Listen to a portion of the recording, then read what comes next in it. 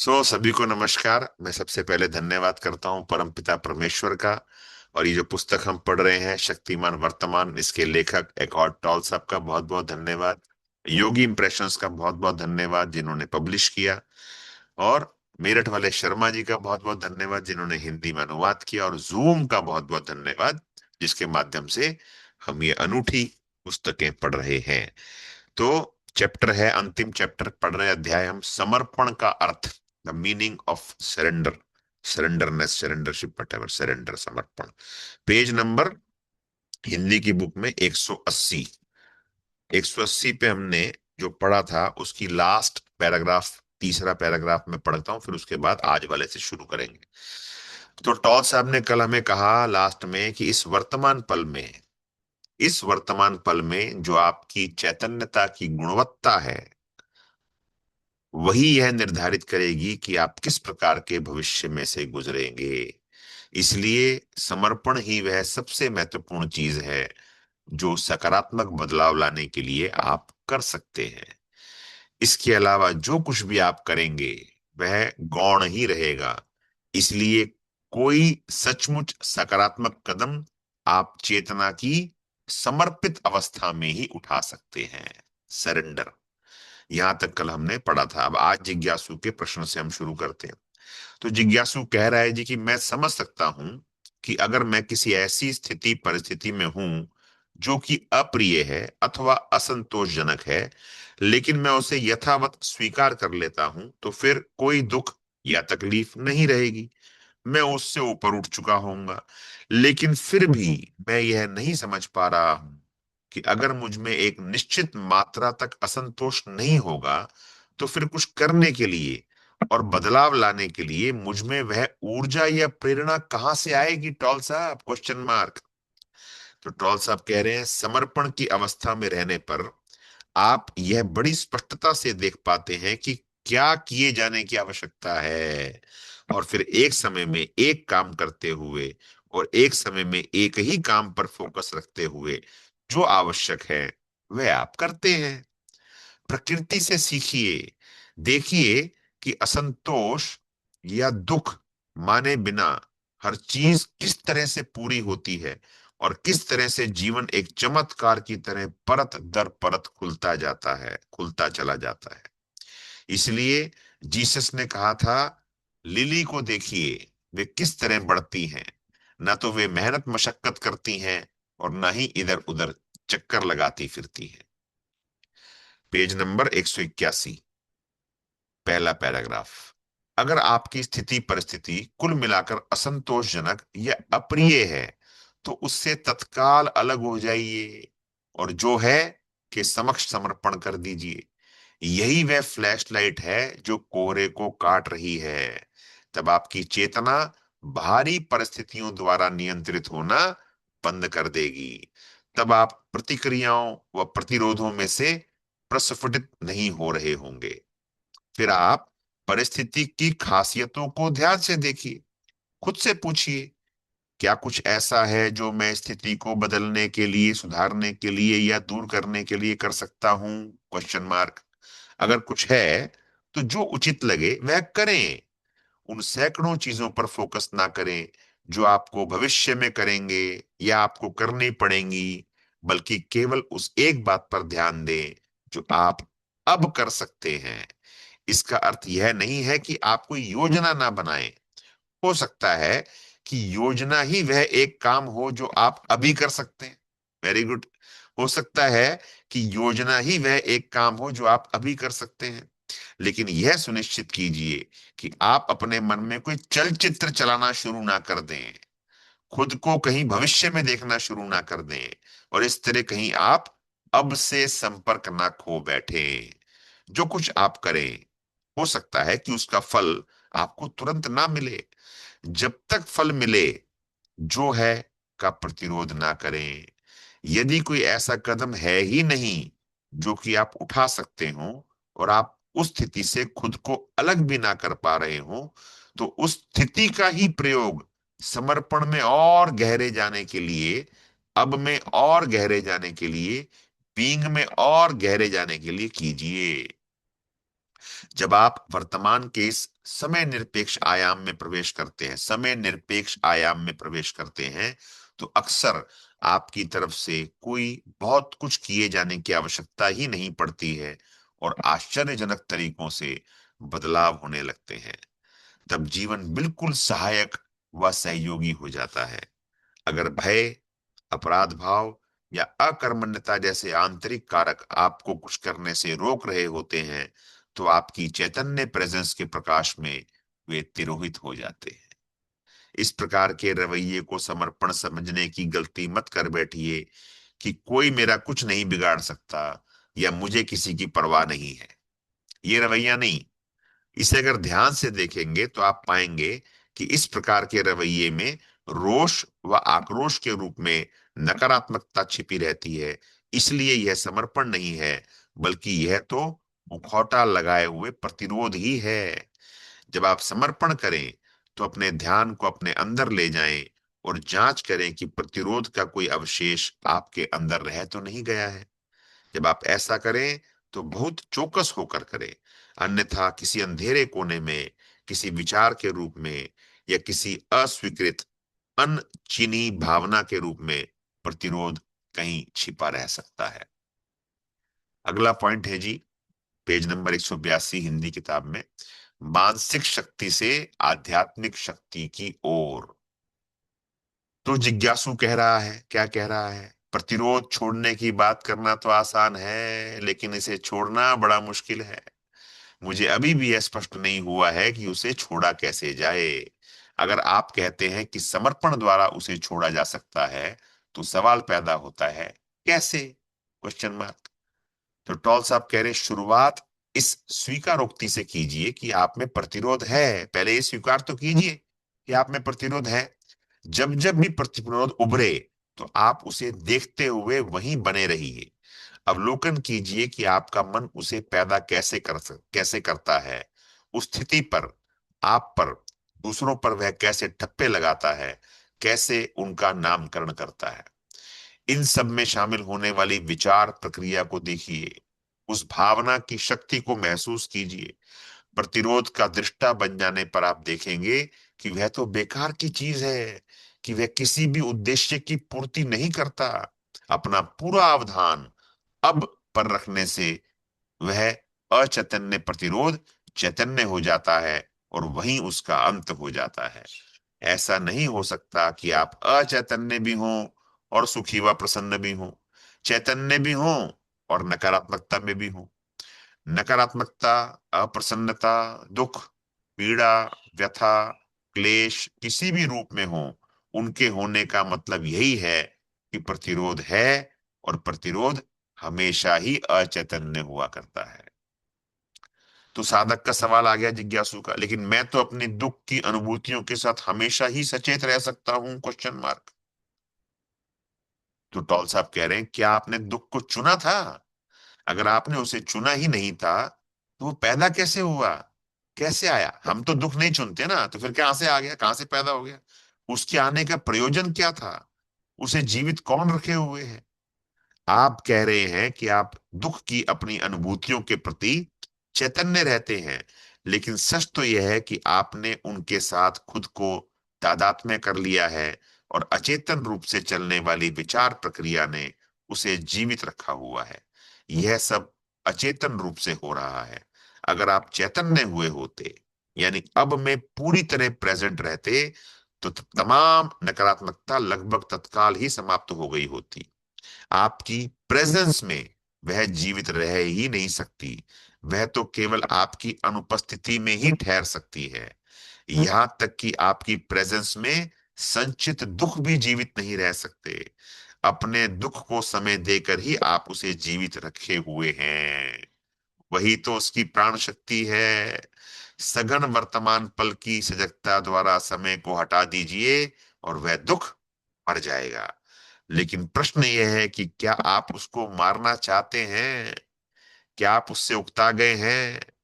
बिना उसके आप क्या रह पाएंगे? ये सवाल हमसे पूछ रहे हैं टॉल साहब, तो उत्तर भी खुद ही दे रहे हैं क्या? जब तक आप समर्पण का अभ्यास नहीं करते, तब तक आध्यात्मिक आयाम एक ऐसी चीज बना रहेगा जिसके बारे में आप चाहे जितना पढ़ लें, बातें कर लें, उसके बारे में उत्साहित हो लें, किताबें लिख लें, विचार कर लें, विश्वास कर लें या ना भी करें, लेकिन उससे कोई फर्क पड़ने वाला नहीं है। जब तक कि आप समर्पण करते नहीं हैं, तब तक आपके जीवन की एक जीवित वास्तविकता नहीं बन सकता। जब आप समर्पण कर देते हैं, तब वह शक्ति जो कि आप प्रसर्जित करते हैं और जो फिर आपके जीवन को संचालित करने लगती है, वह हमारी उस मानसिक शक्ति की अपेक्षा कहीं अधिक अधिक जीवंत बल वाली होती है, जो कि अभी हमारे संसार को संचालित कर रही है। यानी वह मानसिक शक्ति जिसने हमारी सभ्यता के वर्तमान सामाजिक, राजनीतिक और आर्थिक ढांचे को रचा है, और जो हमारी शिक्षा प्रणाली तथा मीडिया के जरिए खुद को लगातार जीवित रखे हुए है। समर्पण के माध्यम से ही आध्यात्मिक शक्ति इस संसार में अवतरित होती है। समर्पण के माध्यम से ही आध्यात्मिक शक्ति इस संसार में अवतरित होती है। यह कोई दुख, कोई कलेश, कोई पीड़ा नहीं रचती है, ना आपके लिए, ना अन्य मनुष्यों के लिए, और ना ही इस धरती के किसी भी जीव के लिए। मानसिक शक्ति के विपरीत आध्यात्मिक शक्ति धरती को प्रदूषित नहीं करती, और वह ध्रुवीयता के सिद्धांत का शिकार भी नहीं होती, जो कि कहता है कि कोई भी चीज अपने विपरीत के बिना नहीं रह सकती, कि बुराई के बिना अच्छाई नहीं रह सकती। जो लोग ऐसी मानसिक शक्ति द्वारा संचालित हो रहे हैं, और ऐसे लोग धरती की जनसंख्या में बड़ी भारी संख्या में मौजूद हैं, वे आध्यात्मिक शक्ति के वजूद से अनभिज्ञ ही रहते हैं। जब मनुष्यों की पर्याप्त बड़ी संख्या समर्पण की अवस्था में प्रवेश कर लेगी और इसीलिए नकारात्मकता से पूरी तरह मुक्त हो जाएगी, तब वास्तविकता की एक अलग ही तरह की व्यवस्था का उदय होगा, और वह अलग ही तरह के संसार की रचना करेगी। अगर यह धरती बची रही, तो यही उन लोगों की शक्ति होगी जो इस पर वास करेंगे। जीसस ने सरमन ऑन द माउंट में जब यह भविष्योक्ति की थी, तब वह इसी शक्ति का संदर्भ दे रहे थे। क्या? सज्जन लोग धन्य होंगे, इस धरती पर उनका अधिकार होगा। यह शांत लेकिन सघन प्रेजेंस ही होती है, जो मन के अचेतन ढर्रों का अंत कर देती है। तब कुछ समय के लिए भले ही वे ढर्रे सक्रिय रहे, लेकिन फिर वे आपके जीवन को संचालित नहीं कर रहे होते हैं। जिन बाहरी स्थितियों का प्रतिरोध किया जा रहा था, वे भी समर्पण के चलते हटने लगती हैं, दूर होने लगती हैं। स्थितियों तथा व्यक्तियों का एक सशक्त रूपांतर करता होता है समर्पण। स्थितियां अगर तुरंत नहीं दूर होती हैं, तो भी आपके द्वारा अब को स्वीकार किया जाना आपको उन स्थितियों से ऊपर उठने की क्षमता तो दे ही देता है। कुछ भी हो, आप मुक्त तो हो ही जाते हैं। मैं दोबारा पढ़ रहा हूं लास्ट की 3 लाइनें। स्थितियां अगर तुरंत दूर नहीं होती हैं, तो भी आपके द्वारा अब को स्वीकार किया जाना आपको उन स्थितियों से ऊपर उठने की क्षमता तो दे ही देता है। कुछ भी हो, आप मुक्त तो हो ही जाते। अगला टॉपिक है निजी संबंधों में समर्पण। तो जिज्ञासु पूछ रहे हैं, जी उन लोगों के साथ क्या किया जाए जो मुझे इस्तेमाल करना चाहते हैं, मेरे साथ चालाकी करते हैं, या मुझ पर हावी होना चाहते हैं? Question mark. क्या मुझे उनके प्रति समर्पण कर देना चाहिए? Question mark. तो टॉल साहब कह रहे हैं कि ऐसे लोग बीइंग से कटे हुए होते हैं, और इसलिए ऊर्जा व शक्ति को वे आपसे प्राप्त करने की कोशिश में रहते हैं।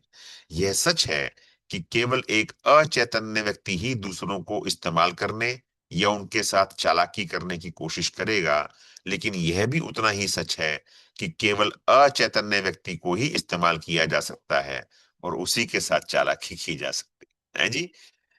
अगर आप दूसरों के अचैतन्य व्यवहार के प्रति प्रतिरोध करते हैं, उसका मुकाबला करते हैं, तो आप भी अचैतन्य हो ही जाते हैं।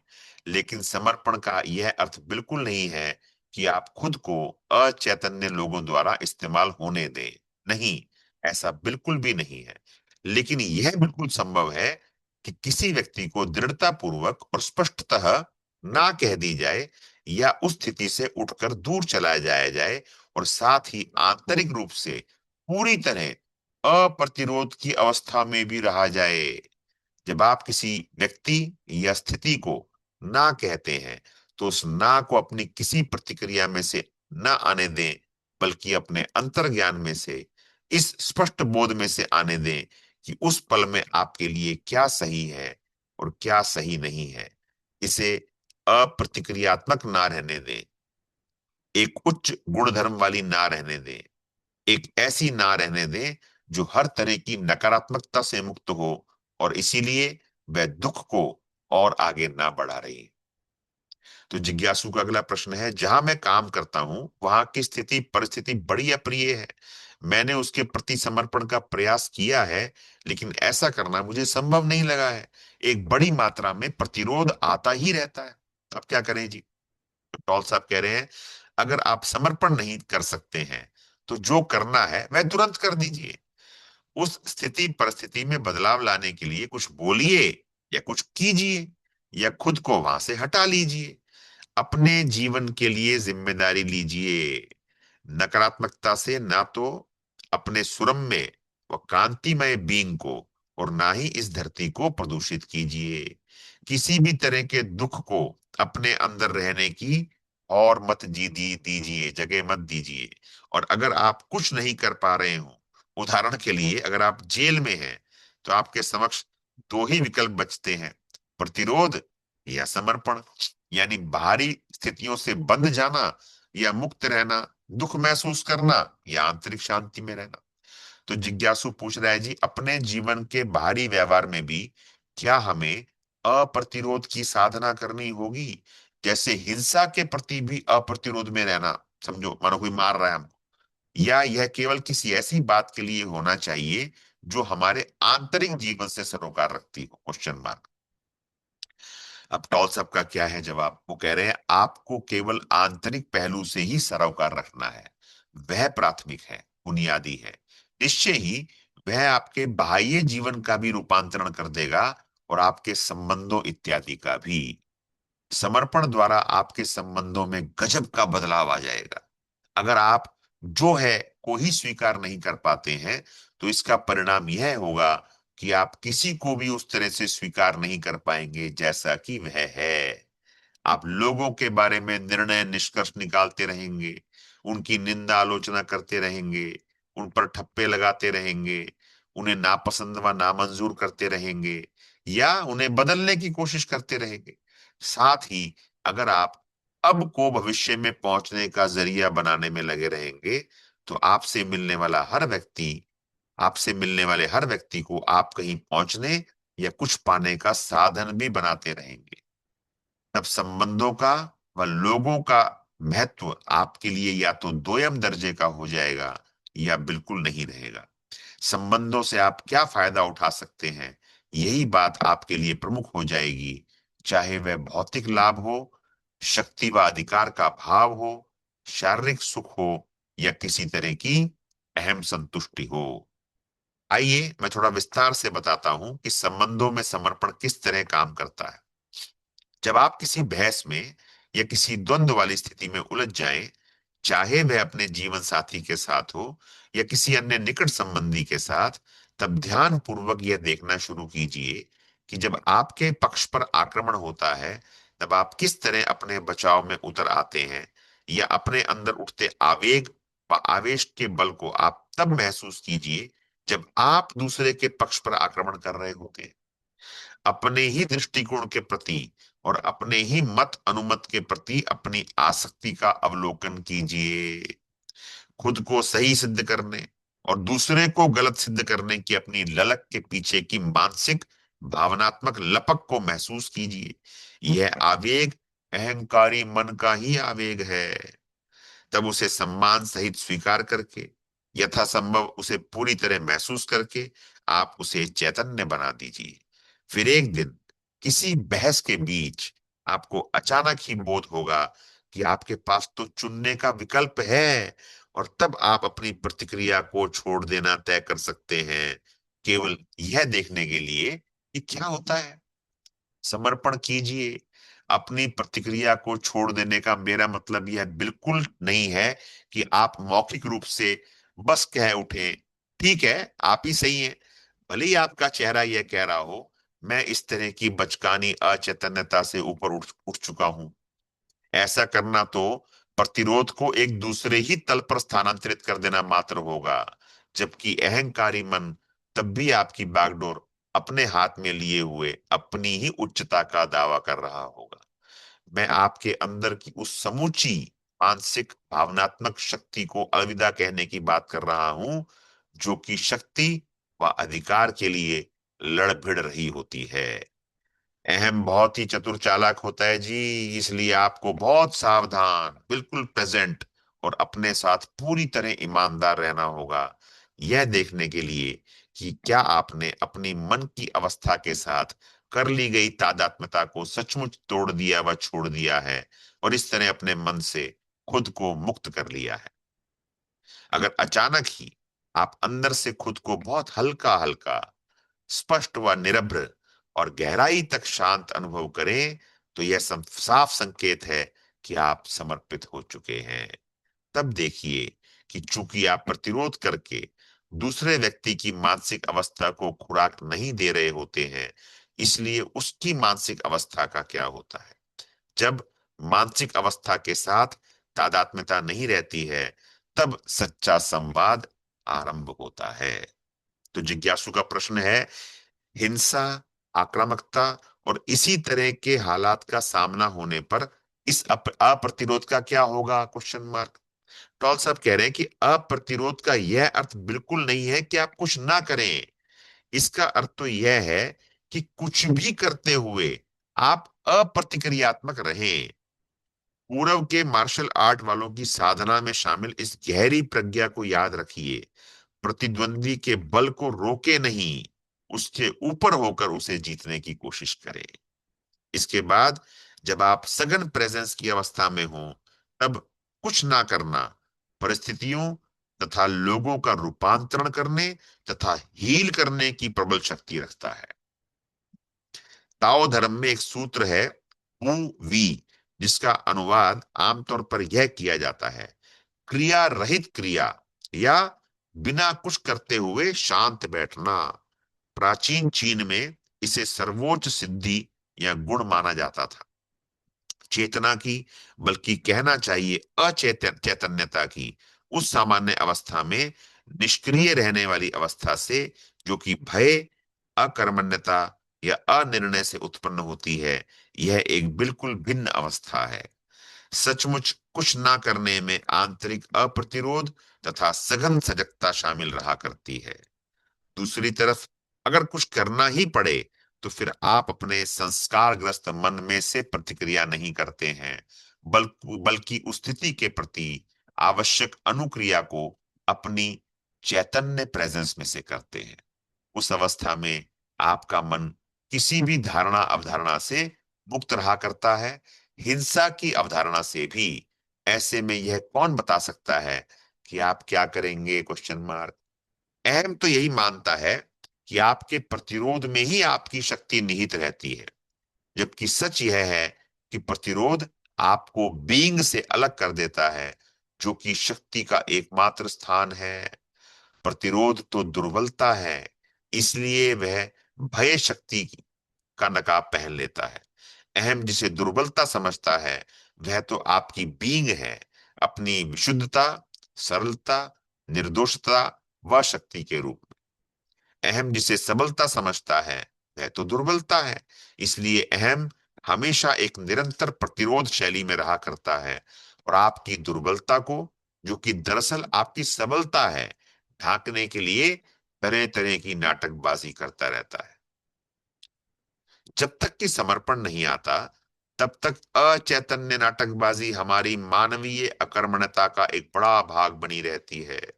समर्पण में आपको न तो अहम की सुरक्षा की आवश्यकता रह जाती है, और न ही झूठे मुखौटों की। आप बिल्कुल सरल सहज हो जाते हैं, बिल्कुल वास्तविक हो जाते हैं। इस पर अहम कह उठता है, ऐसा करना खतरनाक है, और यह कि तुम असुरक्षित हो जाओगे, तुम्हें चोट पहुंचेगी। लेकिन जो बात अहम जानता ही नहीं है, वह यह है कि केवल प्रतिरोध को अलविदा कह देने से और मुक्त भाव में रहने से ही आप अपनी सच्ची और अत्यावश्यक अपराजयता का अन्वेषण तथा वर्ण कर सकेंगे। समर्पण। अगला पॉइंट, वाह। अपनी रुग्णता यानी बीमारी को एनलाइटनमेंट में रूपांतरित कर दीजिए। अगर कोई गंभीर रूप से बीमार है और उस अवस्था को पूरी तरह स्वीकार कर लेता है, अपनी बीमारी के समक्ष समर्पण कर देता है, तब क्या वह पुनः स्वस्थ होने की अपनी इच्छा को त्याग नहीं रहा होता है? Question mark. बीमारी से जूझने का उसका संकल्प तो फिर रहेगा ही नहीं, या रहेगा? क्वेश्चन मार्क, दोनों बातें। अब उत्तर देखते हैं। समर्पण जो है कि आंतरिक स्वीकृति होता है बिना किसी शर्त के। अभी हम आपके जीवन के बारे में बात कर रहे हैं, वर्तमान पल के बारे में, ना कि आपके जीवन की स्थितियों या परिस्थितियों के बारे में, और ना ही उसके बारे में जिसे मैं जीवन परिस्थिति कहा करता हूं। इस बारे में हम पहले ही चर्चा कर चुके हैं। अब जहां तक बीमारी का सवाल है, इसका मतलब है यह आपकी जीवन स्थिति का एक अंग है, इसलिए इसका अतीत भी है और भविष्य भी है। अतीत और भविष्य मिलकर तब तक एक अनवरत सिलसिला बनाए रखते हैं जब तक कि अब की मुक्तकर्ता शक्ति को आपकी सचेत प्रेजेंस के जरिए सक्रिय नहीं कर दिया जाता। कब तक? जब तक कि अब की मुक्तकर्ता शक्ति को आपकी सचेत प्रेजेंस के जरिए सक्रिय नहीं कर दिया जाता। जैसा कि आप जानते हैं, आपकी जीवन स्थितियों को रचने वाली बहुत सारी परिस्थितियों के तले अधिक गहरा व अधिक अनिवार्य कुछ रहा करता है, और वह है समय के पाश में बंधे न रहने वाले अब में आपका जीवन, आपकी बीइंग। चूंकि अब में कोई समस्या नहीं रहती है, इसलिए उसमें कोई बीमारी भी नहीं रहती है। किसी और के द्वारा आपकी दशा को दिए गए नाम में विश्वास कर लेना उस दशा को बनाए रखना है, उसे बल देता है। किसी और के द्वारा मतलब वो डॉक्टर हो सकता है या कोई और एक्सपर्ट हो सकता है। किसी और के द्वारा आपकी दशा को दिए गए नाम में विश्वास कर लेना उस दशा को बनाए रखता है, उसे बल देता है, और उस अस्थायी गड़बड़ को जमी हुई वास्तविकता जैसा बना देता है। यह विश्वास उसे न केवल वास्तविकता देता है, उसे जमा देता है, बल्कि ऐसी निरंतरता भी देता है जो कि उसमें पहले नहीं थी। अगर वर्तमान पल पर फोकस रखा जाए और उसे किसी मानसिक नामकरण से दूर रखा जाए, तो बीमारी सिमट कर इनमें से कोई ऐसी दशा रह जाती है, कोई बदन दर्द, कमजोरी, बेचैनी या अक्षमता। यही है, यही वह है जिसके प्रति आपने समर्पण करना है। अभी आपको बीमारी की धारणा के प्रति समर्पण नहीं करना है। दर्द व कष्ट आपको अगर वर्तमान में प्रेजेंट रहने की ओर, सघन चैतन्यता की अवस्था की ओर धकेल रहा हो, तो उसे ऐसा करने दीजिए। इस दुख दर्द को एनलाइटनमेंट के लिए प्रयोग कीजिए। समर्पण जो है को नहीं बदल देता, कम से कम प्रत्यक्षतः तो बिल्कुल भी नहीं। समर्पण आपको बदल देता है। जब आप बदल जाते हैं, तब आपकी सारी दुनिया बदल जाती है, क्योंकि आपकी दुनिया आपकी ही प्रतिबिंब तो है। इस बारे में हम पहले भी चर्चा कर चुके हैं। अगर आप दर्पण देखें तो उसमें जैसे आप हैं वैसे ही तो दिखाई देंगे, लेकिन अगर वह आपको अच्छा ना लगे तो आप गुस्से से पागल दर्पण में तो आप गुस्से से पागल होकर दर्पण में पड़ रहे अपने प्रतिबिंब पर हमला तो नहीं कर देते हैं ना। लेकिन ऐसा आप तब वास्तव में कर रहे होते हैं जब आप अस्वीकार करने की अवस्था में होते हैं, और तब अगर आप उस प्रतिबिंब पर हमला करते हैं तो वह भी पलटकर आप पर हमले की मुद्रा में आ जाता है। अगर आप उस प्रतिबिंब को स्वीकार कर लेते हैं, चाहे वह जो भी हो, जैसा भी हो, अगर आप उसके प्रति मित्रवत रहते हैं, तो ऐसा नहीं हो सकता कि वह भी आपके प्रति मित्रवत ना हो जाए। यही है विविधा जिससे आप दुनिया को बदल सकते हैं। बीमारी कोई समस्या नहीं है, समस्या आप हैं, और तब तक है जब तक कि आपके अहंकारी मन के हाथों में आपके जीवन की बागडोर है। अगर आप बीमार पड़ जाएं या अक्षम हो जाएं, तब ऐसा महसूस मत कीजिए कि आप किसी रूप में विफल विफल हो गए हैं। ऐसा सोचकर अपराध भाव मत पाल लीजिए। जिंदगी पर यह आरोप मत लगा दीजिए कि उसने आपके साथ अन्याय किया है, और ना ही खुद को ही कोई दोष दीजिए। यह सब प्रतिरोध करना ही है। अगर आपको कोई बड़ी बीमारी हो जाए तो इसका प्रयोग कीजिए एनलाइटनमेंट के लिए। जीवन में जो कुछ भी बुरा हो जाए, एनलाइटनमेंट के लिए उसका प्रयोग कीजिए। उस बीमारी में समय को मत जोड़ लीजिए। उसे ना अतीत दीजिए और ना भविष्य दीजिए। बीमारी के रहते खुद को सघन वर्तमान पल की सजगता में रहने दीजिए। फिर देखिए कि क्या होता है। आप एक कीमियागार, एल्केमिस्ट, जो घटिया धातु को सोने में तब्दील कर देता है, तो आप एक एल्केमिस्ट बन जाइए। घटिया धातु को सोने में, दुख को चैतन्यता में, आपदा को एनलाइटनमेंट में बदल दीजिए। क्या आप गंभीर बीमारी से ग्रस्त हैं और इसलिए जो कुछ मैंने अभी कहा है वह सब आपको अच्छा नहीं लगा है, या उस पर आपको गुस्सा आ रहा है? Question mark. अगर हाँ, तो यह इस बात का साफ संकेत है कि यह बीमारी आपके स्व का, आपके अहम का एक हिस्सा बन गई है, और नाराज होकर आप अपनी पहचान का बचाव कर रहे हैं और साथ ही बीमारी का भी। वह स्थिति जिस पर बीमारी का ठप्पा लगा दिया गया है, उसका उससे कोई लेना देना नहीं है, कोई सरोकार नहीं है, जो कि सचमुच आप हैं। वह स्थिति जिस पर बीमारी का ठप्पा लगा दिया गया है, उसका उससे कोई लेना देना नहीं है, कोई सरोकार नहीं है, जो कि सचमुच आप हैं।